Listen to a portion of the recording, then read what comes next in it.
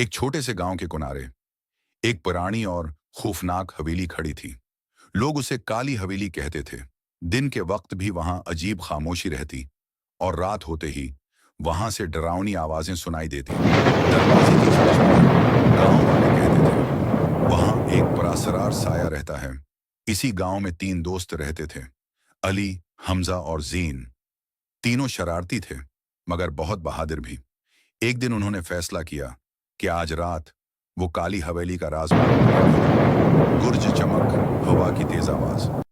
रात के 12 बजे तीनों टार्च लेकर हवेली की तरफ रवाना हुए। आसमान पर काले बादल छाए हुए थे और दरख्तों की शाखें खौफनाक आवाजें निकाल रही थीं।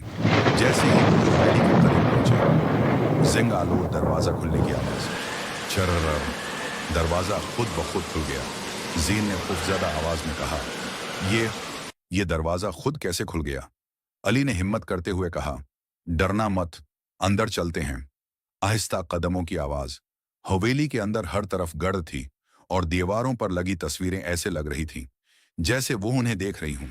अचानक ऊपर से कदमों की आवाज, ठुक ठुक ठुक। हमजा कांपती आवाज में बोला, वहां कोई है। तीनों आहिस्ता आहिस्ता सीढ़ियां चढ़ने लगे। फिर ड्रामा सस्पेंस म्यूजिक। एक लंबा काला साया दीवार के पास खड़ा नजर आया। उसकी सरख आंखें अंधेरे में चमक रही थीं। अली ने डरते हुए पूछा, कौन कौन हो तुम? अचानक वो साया गायब हो गया। जोरदार धमाका, धड़ाम, दरवाजा जोर से बंद हो गया। जैन चीख पड़ा, हम यहां से नहीं निकल पाएंगे।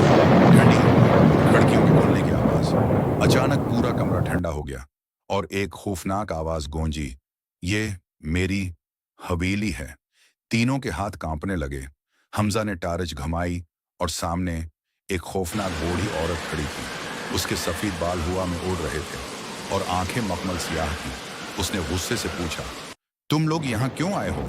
अली ने हिम्मत करके कहा, हम सिर्फ राज जानने आए थे। खौफनाक कह कहा, हा हा हा हा हा, जो भी यहाँ आता है कभी वापस नहीं जाता।